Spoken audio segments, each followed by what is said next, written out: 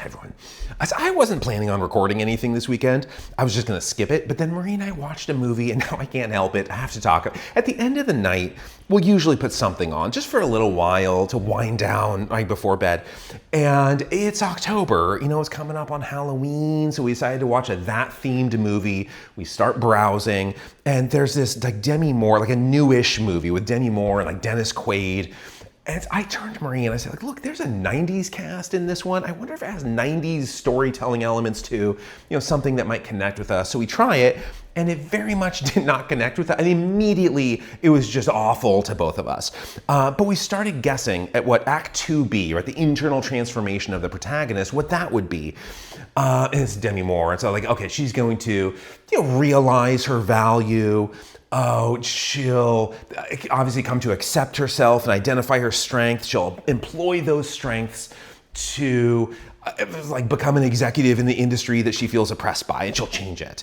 Or she'll get a new role, like a starring role that dignifies her age, and people will once again visit her Hollywood star. We had all these different endings sort of picked out of what it could be. None of them happened. Nothing that would constitute good storytelling ever happened.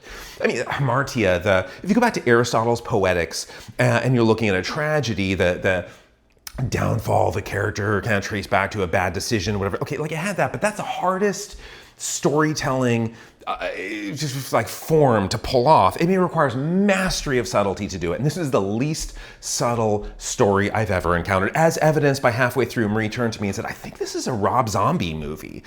And so we looked it up, and it's not. But we also looked up its Rotten Tomatoes score, and I was expecting it to just be like none tomatoes, because at that point, the worst movie I'd ever seen was Carnosaur 2, but at least that one had like character transformation of some kind, character promise fulfilled, whatever. This one had an 89%.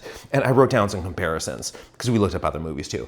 It's tied with Midnight Cowboy, Platoon, Taxi Driver, and Shawshank Redemption. Okay, it's 6 points ahead of Sound of Music, 24 points ahead of Forrest Gump. I mean, it's ahead of The Graduate and Return of the Jedi and Ben-Hur. I wrote it all down on the back of a physiology quiz. But what that tells me is that Marie and I both, we are not a part of contemporary storytelling culture and story consuming culture, more so movie watching culture.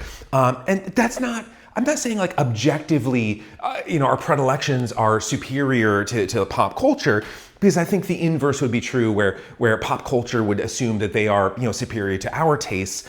But what it does objectively tell me is that my novels will never sell in a pop culture way, and that's totally okay. Anyway, I'll see you next time. Bye, everyone.